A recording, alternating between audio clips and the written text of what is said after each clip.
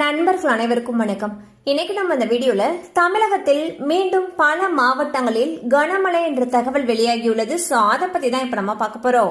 August 13ஆம் தேதியான நாளை வடமேற்கு மற்றும் அதனை ஒட்டியுள்ள மத்திய மேற்கு வங்கக்கடல் பகுதிகளில் ஒரு காற்றழுத்த தாழ்வு பகுதி உருவாகக்கூடும். இதன் காரணமாக தமிழகத்தில் ஒரு சில இடங்களிலும் புதுவை மற்றும் காரைக்கால் பகுதிகளிலும் இடி மின்னலுடன் கூடிய லேசானது முதல் மிதமான மழை பெய்யக்கூடும் என்று சென்னை வானிலை ஆய்வு மையம் தகவல் தெரிவித்துள்ளது.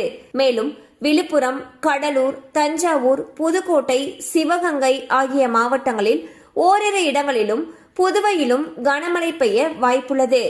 நாளை நீலகிரி, ராணிப்பேட்டை, திருவள்ளூரில் கனமழைக்கு வாய்ப்பிருப்பதாக சென்னை வானிலை ஆய்வு மையம் தெரிவித்துள்ளது.